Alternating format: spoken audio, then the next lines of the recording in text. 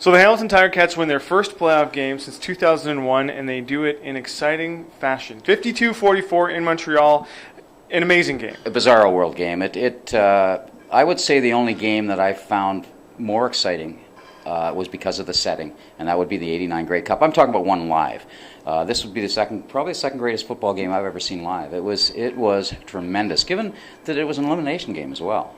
So, I mean, Kevin Glenn, only 275 yards in passing, but, I mean, he played...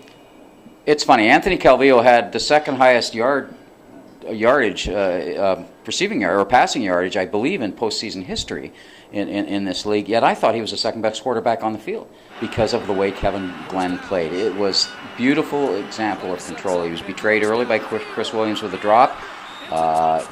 Didn't let it bother him, kept throwing the ball right in the wheelhouse and right in stride for a lot of people. No, very few widowmakers on this night. And even the interception, I felt, was at least half not his fault. Some writers were saying he maybe only had one bad pass. I'd say probably two all game.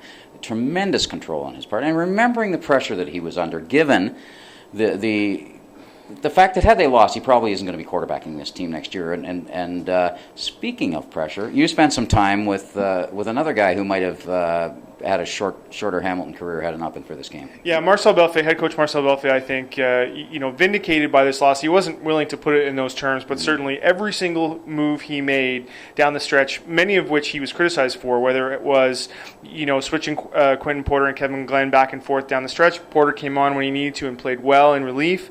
Whether it was sitting, Stevie Baggs so that Jamal Johnson can play, and Jamal had an interception and a strip sack in this game. The young receivers, Bakari Grant with 130 yards, they traded away two veteran guys. So everything that Marcel Belfait did tremendous. He was adamant. And one of the reasons that Stevie, and some condolences to Stevie Baggs, because he sure would have loved to be part of this, and it wasn't about his play, it was about the ratio, as we explained a lot on the net yesterday, on the web yesterday. But he was adamant that Rose play in the middle of that line. And if you look at the play carefully, when Anthony threw the ball, it was intercepted by Jamal. It really was an igniting play. The guy that caused that interception was Rose. Now, the Ticats now go to Winnipeg next week for the East Division final. A much different environment outside Winnipeg than it was inside in the Dome. What can the Cats expect in Winnipeg? We'll start with bad weather. Start with a huge negative reception, but they got that here.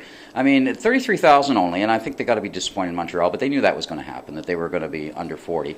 But they make more noise than, say, 50,000 in most places.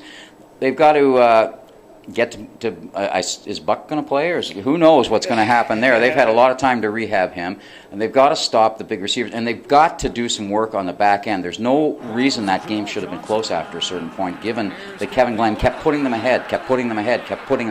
Each time they let Anthony. It's Anthony. Okay, all-time Hall of Famer, first minute of eligibility he goes in, but that's a real concern. There was a bit of a rush problem, partly because they had more people blocking than Hamilton was bringing, but the coverage was still very questionable at times. That said, the defense made a couple of very huge plays, and it won't get much play because of when it happened and deadlines and all those kinds of things, but particularly in the overtime. Both you and I suddenly went, it's over, right? I mean, the defense made a play to win the game. It caught us almost by surprise. Yeah. Oh, yeah, that was third down. So, and that was huge. And they made a few big plays in this game. They've got to make many, many more. Well, no, they don't have to make many more big plays. They've got to make the same number of big plays they made today, but way fewer little plays, like below zero time kind of plays. They have too many negative plays today.